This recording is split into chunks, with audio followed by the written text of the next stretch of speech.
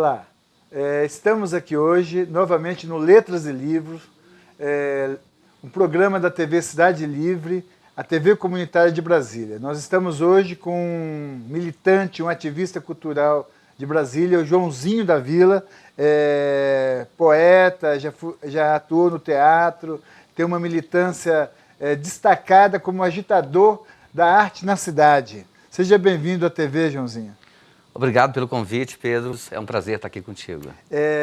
Nós estamos hoje, tanto o Joãozinho como eu, de preto, em protesto contra a precarização de trabalho de jornalistas no país, bem como em solidariedade aos professores do Paraná. Ou seja, nós não aceitamos as condições que estão sendo dadas, bem como manifestamos o nosso apoio à luta dos professores em todo o Brasil, que defendem não apenas as melhores condições de trabalho, que também nós, jornalistas, estamos buscando, lutando e precisamos, mas também a luta dos professores em defesa de uma educação que liberte, de uma educação que dê efetivamente as condições da construção de um Brasil livre, justo, soberano e com um povo efetivamente, especialmente a juventude, emancipada, capaz de decidir o seu destino.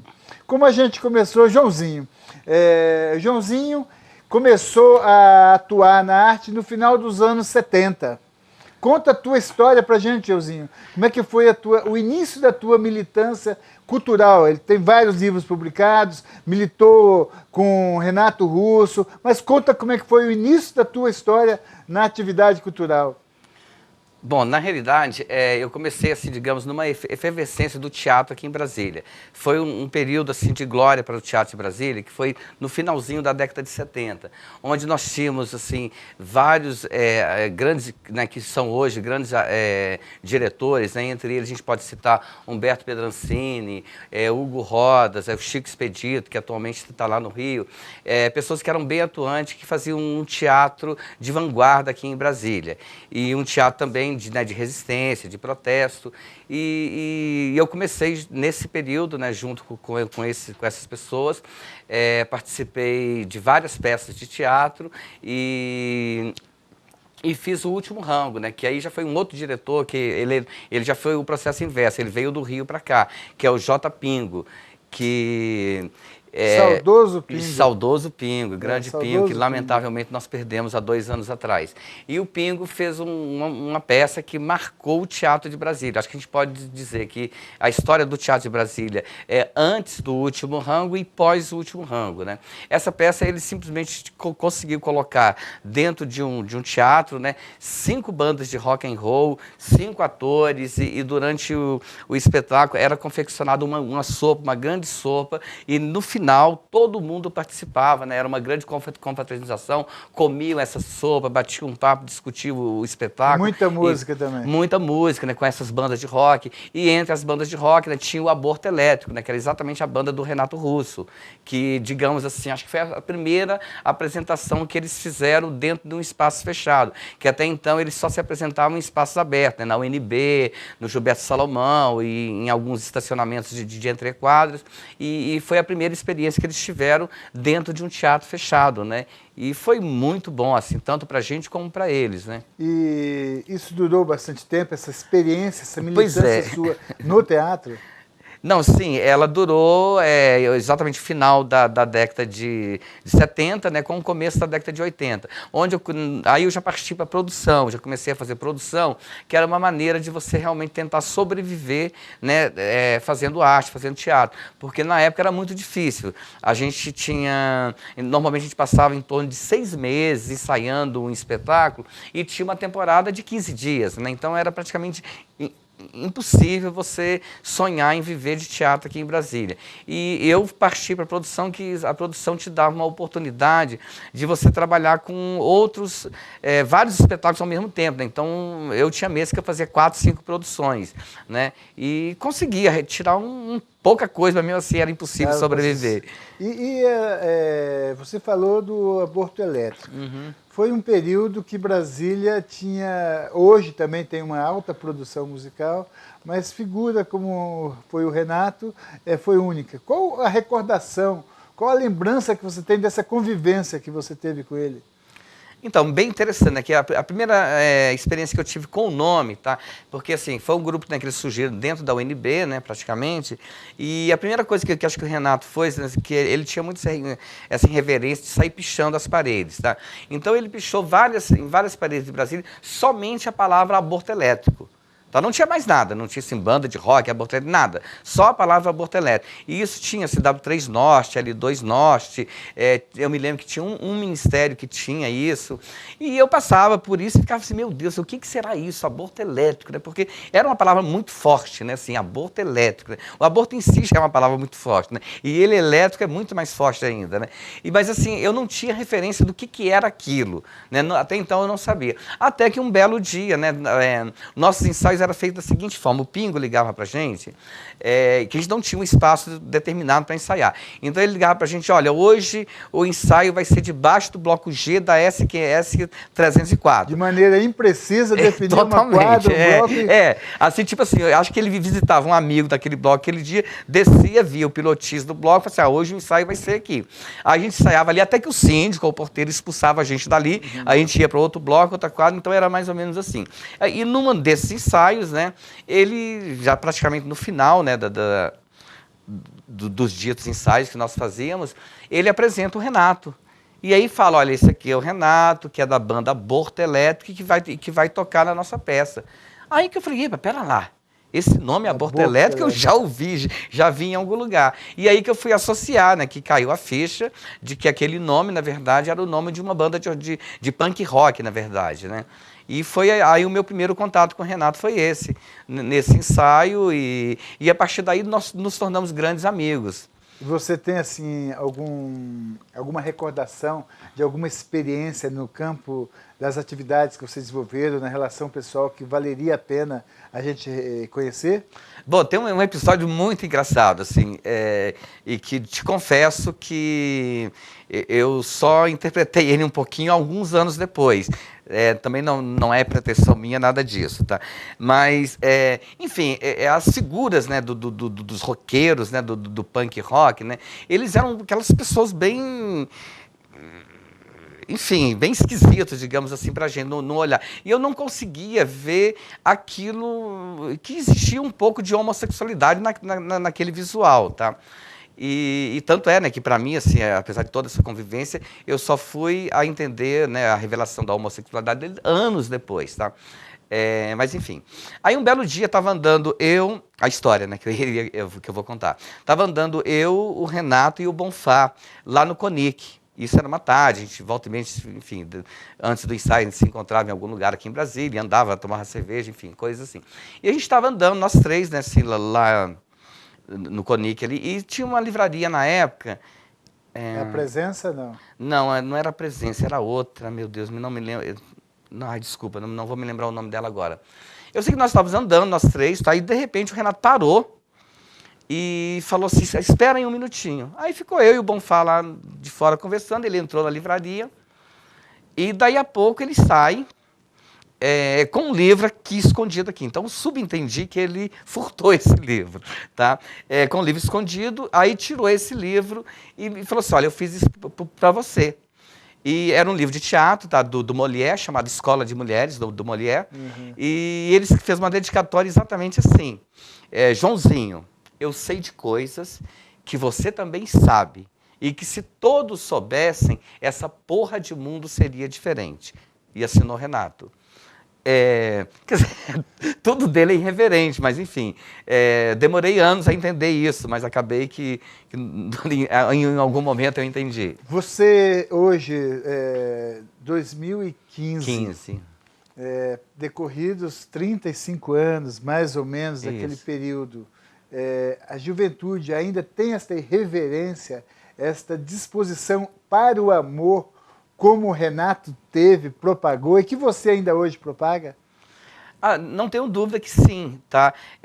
Como ele próprio diz, né? Qual é a palavra que nunca foi dita, né? Então, acho que é mais ou menos isso, né? Qual é a coisa que nunca foi feita? Então, na verdade, assim, se nós pegarmos, assim, os grandes escritores, né, assim, enfim, do século passado e tudo, você vê que tem coisas que eles lutaram, que eles acreditaram, que eles sonharam na época, né, que se aplica muito bem à época atual, né? Então, acho que nada é muito atual, né? O que é atual são os meios, né? São as facilidades, né? Então, ou seja, há 35 anos, né, nós fazíamos produções, nós realizávamos eventos culturais aqui em Brasília, teatro, shows ao ar livre, né, concerto de cabeça, várias outras coisas. E na época a gente nem tínhamos celular, por exemplo. Né? E, no entanto, a gente conseguia mobilizar, conseguia divulgar. Antes, você, assim, para divulgar um espetáculo, você visitava televisão por televisão, rádio por rádio, jornal por jornal, levando release. Tudo. Hoje, você dá um clique no computador. Com muita dificuldade, você conseguia um espaço. Né? Exatamente. E hoje, você dá um clique no computador, você consegue espalhar rapidinho a informação, a divulgação. Tá? Então, era tudo muito difícil. E aí, você, assim, há pouco tempo, né, eu recebi uma jovem produtora. E ela lá em 5 minutos, ela usou iPad, usou celular, usou telefone, usou uma série de coisas para resolver umas coisas, né? E resolveu tudo ali rapidinho, né? E aí que eu fui contar para ela que eu fazia, né, tudo isso que ela fazia ali, eu fazia, né, sem essa tecnologia toda, ela, uau, como você conseguia? Então, acho que é exatamente isso. Talvez lá atrás, assim, ele sonhou com aquilo, mas assim, não tinha tanta facilidade em conseguir. Hoje, essa juventude também sonha com isso, quer dizer, que os eventos que existem hoje não é muito diferente do que existia anteriormente, tá? O que existe hoje realmente é a facilidade, por um lado, para você conseguir algumas coisas, e talvez, assim, alguma burocracia também pelo outro lado, né? Então, assim, ao mesmo tempo que você tem uma evolução que tornou-se mais prática, né, a realização de um evento, você também tem uma burocracia que te impede, né, de realizar algumas coisas também, né? Então, assim, na verdade, tem que facilitar para ambos os lados, né? Tanto a parte burocrática como a tecnológica, para você realmente conseguir fazer bons eventos culturais. E a Drubal trouxe o trombone. Foi um grupo que teve uma experiência e que contribuiu muito com a arte. Sim, sim. A nível nacional também, claro, não claro. somente em Brasília. E você também participou, você produziu com a Drubal. Isso. Trouxe o trombone. Como é que foi essa convivência? Conte-nos para nós sobre esse importante grupo também da produção cultural brasileira que também teve aqui em Brasília. Muito bem. Então, aí já foi na fase, né, que eu comecei a investir mais em produções, né, e aí comecei a trabalhar aí entrou um pouco o eixo Rio, né, aqui pra gente. A gente começou a trazer espetáculos do Rio, né, para serem realizados aqui em Brasília, e entre eles, né, eu tive essa experiência super agradável, né, que foi ter o privilégio, né, o prazer de fazer a produção do As Drubal Trouxe o Trombone. Quando eu conheci, né, pessoas fantásticas, né, que até hoje, né, continua aí em evidência, né, no cenário cultural brasileiro. Entre eles tem a Regina Casé, o Luiz Fernando Guimarães, o Hamilton Vaz Pereira, que é um diretor fantástico, que era, aliás, até hoje, né, ele detém o nome do As Drubal, até hoje ele é o diretor desse grupo. O Evandro Mesquita, né, que depois criou a banda Blitz, né, que era, aliás, quando nós fizemos o último ano, também tinha uma banda com o nome Blitz, né? Então tinha duas Blitz, tinha a Blitz de Brasília e a Blitz, né, lá do Rio, do Evandro Mesquita. Então, foi um grande prazer, assim, eles são pessoas maravilhosas, assim, de um talento incrível, né, assim, então trouxe para Brasília, assim, uma referência muito boa, né, de um teatro divertido, um teatro espontâneo, um teatro também de protesto, né, que eles eram fantásticos. E atualmente, você ainda tem ligação com o teatro? Então, aí assim, na verdade, o que aconteceu, né? Devido a essa dificuldade, né, de você conseguir sobreviver de arte aqui em Brasília, quando eu me casei, né, que aí tive minha primeira filha e tudo, eu tinha essa responsabilidade, né, eu tinha que educar minha filha, eu tinha que criar minha filha e tudo. Então, lamentavelmente, eu tive que me afastar, né, do cenário cultural de Brasília, pelas dificuldades, né, de sobrevivência na época, e fui trabalhar em outros ramos de atividade para conseguir sobreviver, tá? E fiquei um tempo afastado, tá? Até a minha separação. Quando eu me separei, eu falei assim, bom, então agora é hora de eu retomar a minha vida. Aí pensei, bom, eu vou retomar pelo teatro e pelo cinema, né, que eram os segmentos que eu fazia, né, mais intensamente quando eu abandonei para ir tomar conta da minha família. E, lamentavelmente, eu não fui conseguindo espaço nessa hora, nesse segmento de cinema e teatro. E comecei a mostrar meus poemas, que até então, assim, eles eram praticamente poemas de gaveta. Né, ficavam engavetados e tudo. E fui mostrando esses poemas para amigos, para amigas, em alguns saraus que eu participava e tudo. E todo mundo começou a falar assim, não, você é poeta, você é poeta, você é poeta. Aí até que um dia eu acordei e falei assim, pô, será que realmente eu sou poeta? Então, se eu sou poeta, eu tenho que mostrar. Aí editei meu primeiro livro, que, graças a Deus, teve uma repercussão muito boa, né, assim, as pessoas... O primeiro livro... Chama-se 50 anos, tanto assim, era uma coisa tão despretensiosa, né, que ele chama 50 anos, obras completas em apenas um volume. O que eu achava? Que eu ia escrever aquele livro e ia me sentir realizado como poeta e ia acabar. Né? A minha relação com a editoração, com a poesia. Mas, lamentavelmente, não. Assim, eu fui realmente picado pelo veneno da poesia, né? E passei a dar mais atenção a isso. E não só me assumir... E este livro, Obras Completas em apenas um volume, você lembra algum poema dele? Sim, claro, lembro. Declama pra gente. Muito bem. Bom, então, na verdade, esse foi publicado nesse primeiro livro. Diga-se passagem, é um poema que até hoje eu falo ele, porque realmente ele marcou muito, tanto para mim como as pessoas gostam muito dele. Tá? Ele chama-se Prova de Amor. A minha mãe sempre dizia que a maior prova de amor é escovar os dentes com a escova da mulher amada. Eu escovo os meus dentes 3 vezes ao dia com a escova da minha amada, sem precedentes. Amo-a até os dentes. Muito bom. E depois veio, que você está lançando agora, Meu Masculino é Feminino, é isso? Exato. Este que nós estamos aqui com Meu Masculino é Feminino. Como é que foi construído, elaborado, pensado a publicação, a edição deste teu novo livro? Então, aí depois, né, dessa investida, né, nos 50 anos, obras completas, a minha produção passou a ser mais intensa, né, eu comecei a produzir mais e comecei a participar de vários eventos, vários saraus e tudo. E a minha ideia era sempre fazer uns poemas performáticos, assim, né, aproveitando a minha relação, né, a minha experiência que eu tive com o teatro, então eu sempre quis encenar os meus poemas, tá? E comecei a participar e fazer essas encenações aí. E na realidade, assim, quando acabou a primeira edição desse primeiro livro, eu fiquei na dúvida, não sabia se eu editava uma segunda edição dele ou se eu partia para um novo livro. Eu achei mais coerente partir para um novo livro, tá? Então, na verdade, assim, esse nome, esse título, ele já vinha na minha cabeça há muito tempo, né, que eu tinha Meu Masculino é Feminino e tudo. Então veio o título primeiro, tá? Então primeiro eu fiz o título. Como a poesia, na verdade, assim, ela te dá essa liberdade de você inserir várias histórias dentro de um livro, né? Então eu fiz exatamente isso. Então as pessoas assim, às vezes assim, pô, mas aonde que está o título, né?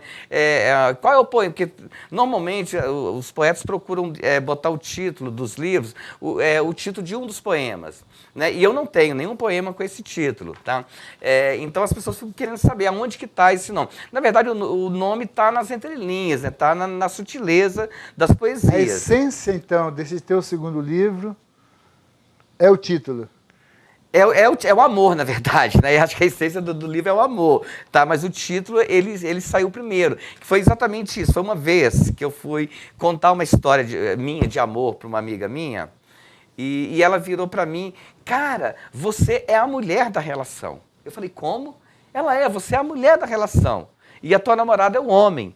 Aí eu falei, caralho, o que é isso, né? Aí entendi, falei assim, pô, então na verdade se você está dizendo isso, então o meu masculino é feminino. Aí eu falei isso para ela. Então na hora, na verdade, e diga-se de passagem, eu só vim associar com a música, né, do Pepeu Gomes, né, depois que eu lancei o livro. Então eu fiquei assim, durante esse período de 4 anos, né, trabalhando no livro e com esse título, né, já construído, né, de que ia ser assim, mas baseado nessa história da minha amiga.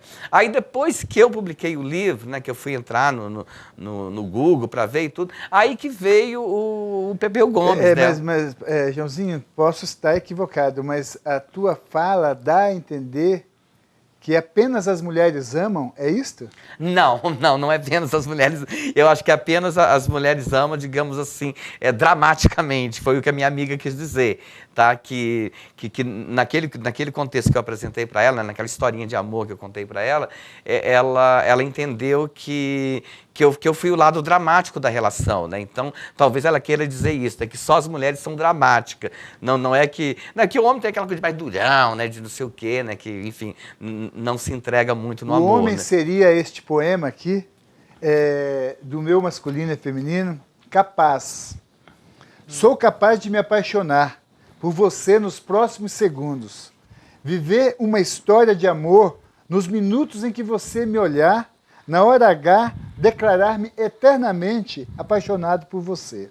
No final do mês, não terei contas a pagar, saberei economizar a fortuna de estar perdidamente apaixonado por você. Quando o ano acabar, no meu balanço pessoal, não vou esquecer esse amor fugaz que senti por você em apenas um segundo. Este é o amor do homem?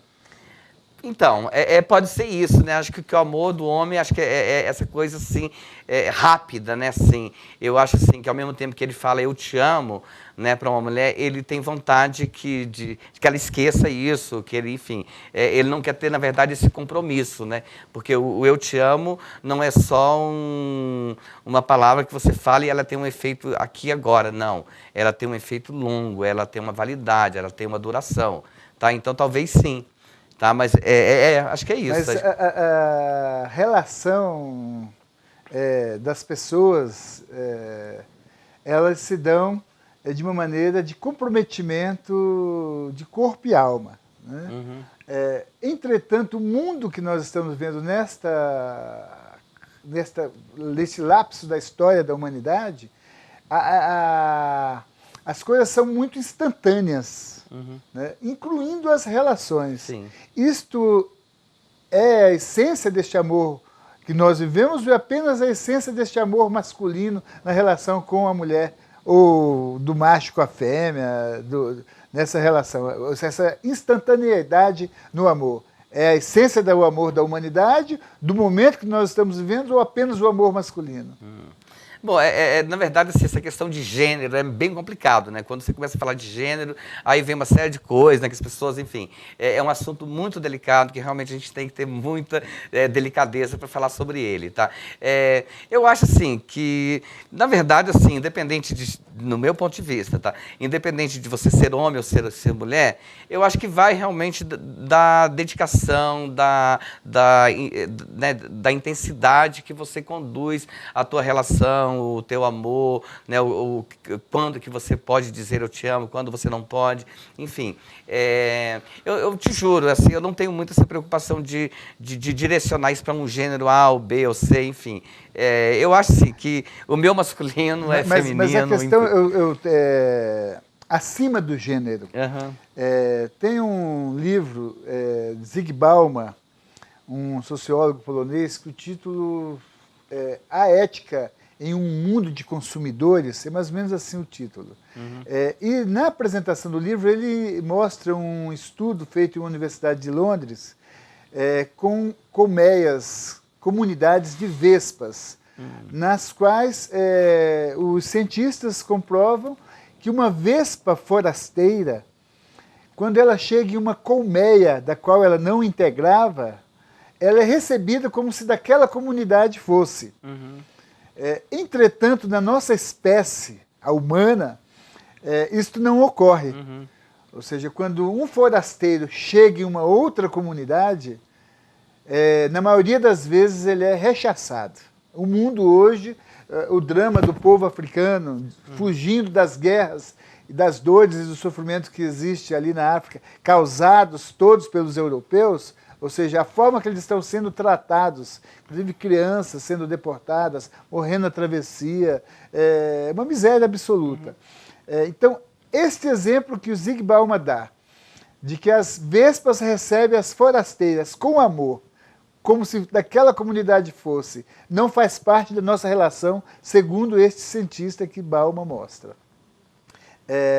Seria um pouco essa dificuldade da nossa convivência? Nós temos como o nosso amor não chega a esse ponto? Ou ele se limita apenas à questão do gênero, não precisando o gênero, mas apenas da sua comunidade, da sua família? O amor não vai muito mais além disso? Bom, com certeza. E isso talvez prova, né, mais uma vez, né, que os animais, né, amorosamente, eles estão muito mais evoluídos do que o homem, né, do que a humanidade, né? Então, assim, não é só esse exemplo aí, né, dessa comunidade, dessa colmeia. A gente pode ver aí em pequenos sítios e tudo, enfim, um animal que adota o outro, né? Um gato que adota um cachorro que adota um gato, um pato que adota um porco, e aí vai. Então, existem várias relações, né, entre os animais, né, que, enfim, entre espécies diferentes, né, que uma aceita a outra muito bem. Já um pouco diferente da sociedade humana, né, que nem todo mundo realmente é bem aceito, né, dentro daquele contexto. Então, ou é uma loteria, né? Ou ele vai ter uma sorte de conseguir uma boa aceitação, uma boa penetração, ou ele vai realmente ser excluído, né? E isso ficar... seria fruto da cultura, Joãozinho? Sim, fruto da cultura, sim, porque a cultura engloba tudo, é o egoísmo, né? Assim, o radicalismo. A tua arte, seja no teatro, seja na poesia, quando você propaga o amor, você busca agregar, congregar, como é que você... Sim, eu acho que a partir do momento, né, que você fala sobre um tema, qual é o teu objetivo, na verdade? É que as pessoas comecem a interpretar aquele tema, né, de uma forma globalizada, de uma forma mais relaxada, de uma forma que... Pô, se ele ama, por que eu não posso amar? Se ele fala de amor, por que eu não posso falar de amor? Se hoje eu ouvi um poema de amor, por que eu não posso chegar em casa e falar eu te amo com a minha mulher? Não é verdade? Então, eu acho que é mais ou menos por aí. Então, você fala, né? Você propaga aquilo que você acredita. Joãozinho, você é conhecido como Joãozinho da Vila. Nosso tempo está terminando, então passa muito rápido aqui. Joãozinho da Vila. Por que Joãozinho da Vila? Então, veja bem, na realidade tem um pouco de atrevimento nesse nome, tá? Porque normalmente quando você tem um título desse, né, o Conde, né, enfim, o Martinho da Vila, alguma coisa assim. Obviamente foi uma pessoa que ele foi criado naquela comunidade, ele nasceu naquela comunidade, ele tem uma relação com aquela comunidade, por isso que ele se dá o direito de ser intitulado, né, e de ter esse nome. Tá? Comigo não foi bem assim. Por quê? Primeiro, assim, graças a Deus, assim, o meu histórico, né, cultural, né, eu tive uma trajetória, né, no meu passado, né, com relação a vida cultural de Brasília, onde eu já tinha um conhecimento, né? Eu já tinha uma projeção, né, dentro desse meio. Tá? Quando eu me mudei para a Vila, que não tem muito tempo, tem em torno de 8 a 9 anos, eu sempre quis fazer alguma coisa ali. Né? E eu sempre gostei muito de carnaval e tudo, então eu cheguei, pô, a primeira coisa que eu vou fazer é criar um bloco de carnaval aqui. E eu tenho um amigo, né, que nós somos amigos até hoje, lá na Vila, e foi a pessoa que eu conversava com ele sobre essa possibilidade de fazer o bloco, e ele também. E um dia, brincando lá, ele ia todo dia à noite lá na minha casa, enfim, ficava lá conversando, brincando. No meio dessa conversa, ele soltou esse nome. Ah, então tá, Joãozinho da Vila.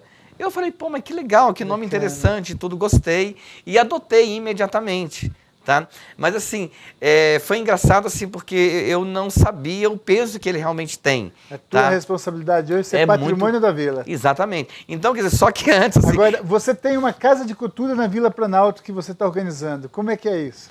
Então, aí como eu tenho essa dedicação, né, de querer fazer alguma coisa em prol da comunidade, né, eu comecei a realizar eventos na Vila, saraus, e arrecadar livros, a distribuir, né? Então, tudo isso, assim, então hoje realmente eu sou merecedor desse título, Joãozinho, mas no começo foi atrevimento. Quiser te contatar, conseguir teus livros, qual o e-mail, qual o telefone? Então, veja bem... Nós estamos encerrando nosso programa. Tá, o meu e-mail é joaoroberto125@yahoo.com.br. joaoroberto125@yahoo.com.br. Isso, no Facebook, basta colocar Joãozinho da Vila. No YouTube tem várias performances minhas, basta colocar Joãozinho da Vila também que sai. O livro, ele tem vários pontos de venda, inclusive na Livraria da Rodoviária. Você pode achar esse livro lá na Livraria da Rodoviária. Nós agradecemos a tua vinda aqui, Joãozinho, a companhia de todos vocês da TV Cidade Livre, e o programa Letras e Livros continuará contribuindo para trazer figuras como o Joãozinho, que somente engrandece a nossa cidade, os nossos sonhos e a busca de uma relação mais justa e fraterna na humanidade. Obrigado, Joãozinho. Obrigado a todos vocês. Continue conosco na TV Cidade Livre. Obrigado pela oportunidade, valeu. Um abraço para vocês. Valeu, Pedro. Obrigado mesmo.